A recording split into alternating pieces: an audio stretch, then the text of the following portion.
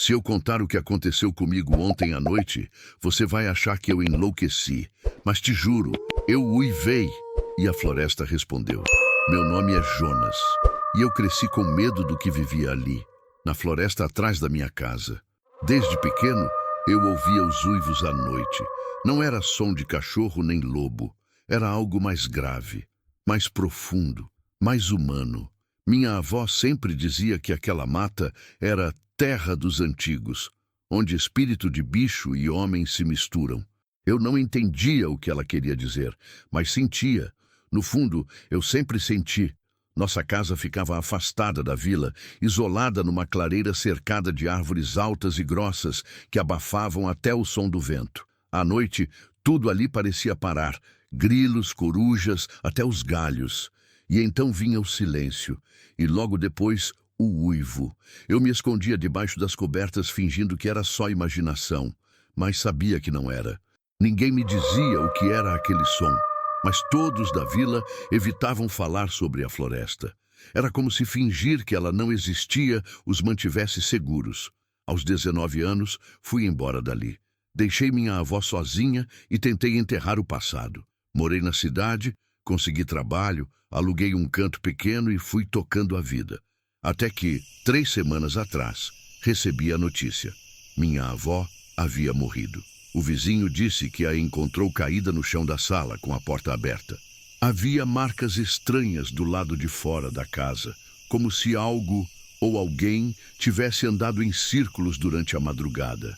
Voltar para aquela casa foi como entrar num pesadelo antigo.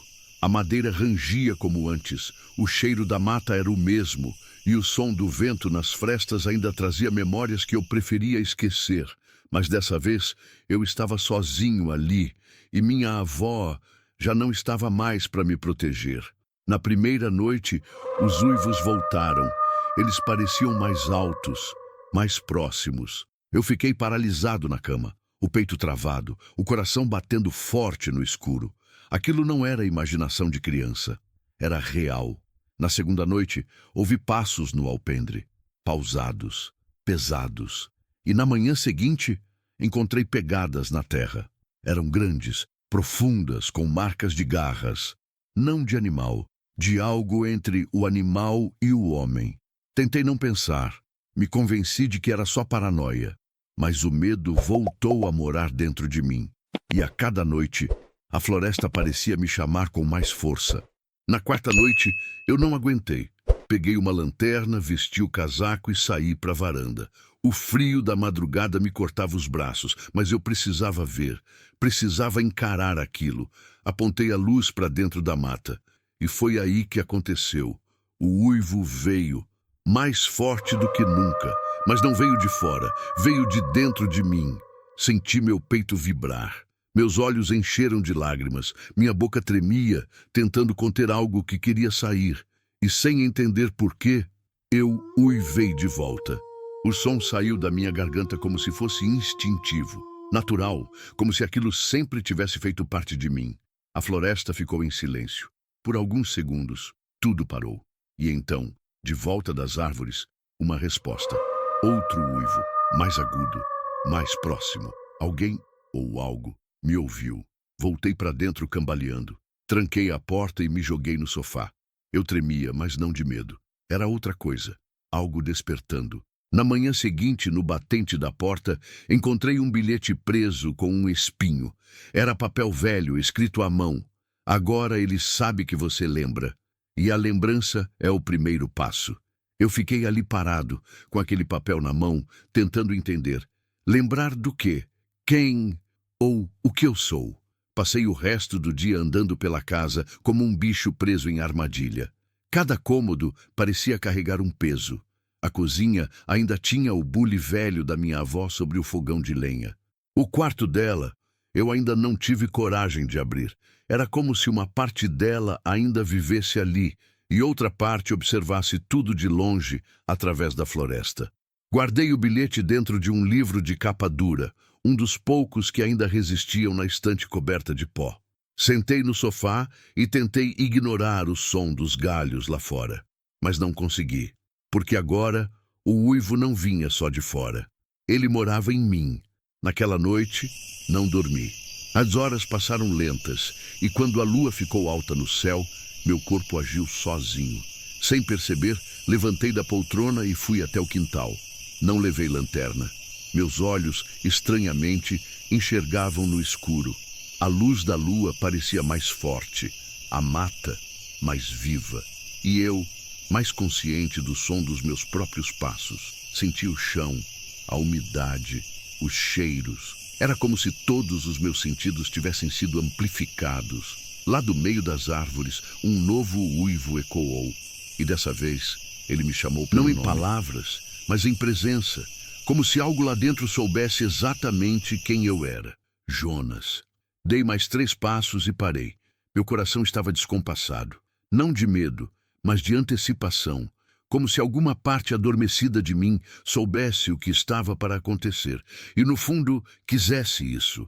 Foi então que vi os olhos. 2 pontos brilhantes entre os troncos. Altos, parados, me observando. Eu deveria ter corrido, ter gritado. Mas em vez disso, me ajoelhei. Não por submissão, mas por instinto. Como se a criatura ali não fosse ameaça, mas parte da mesma verdade que agora começava a vir à tona. Fiquei ali por minutos, até que os olhos desapareceram na escuridão. Voltei para casa com as pernas bambas, mas não de cansaço, de despertar. Na manhã seguinte, fui até o galpão antigo nos fundos. Um lugar onde minha avó guardava ferramentas, panos, armadilhas velhas. Era bagunçado, mas havia algo ali me chamando. Encontrei uma caixa de madeira. Dentro, fotos antigas.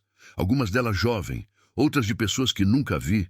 Mas entre elas, uma imagem me paralisou. Era um homem, com os mesmos olhos que eu vi na mata. E no verso da foto, apenas um nome rabiscado. Otávio, 1947. Tentei ligar os pontos, mas quanto mais tentava entender, mais eu me afundava. A floresta, os uivos, o bilhete, agora essa foto. O que minha avó nunca me contou. Me sentei no chão do galpão, cercado de poeira e lembranças mortas. Talvez você esteja me ouvindo agora e achando que tudo isso é loucura, mas não é. Eu te peço, se inscreve nesse canal, porque o que eu tenho para contar ainda está só começando. Eu achei que estava sozinho, mas não estou. E se você já ouviu algo estranho à noite, um passo na varanda, um uivo distante, um sussurro na mata, talvez você também não esteja. Naquela mesma noite, encontrei um segundo bilhete, preso na maçaneta da porta dos fundos, amarrado com um fio de cabelo comprido e grosso. O papel estava manchado, como se tivesse sido molhado por sangue seco. A caligrafia era diferente da anterior, mais rústica, e dizia: o sangue chama, você não escolheu, mas ele te escolheu. Engoli seco, um arrepio me subiu pela espinha. No espelho da sala, reparei pela primeira vez algo que eu nunca tinha notado.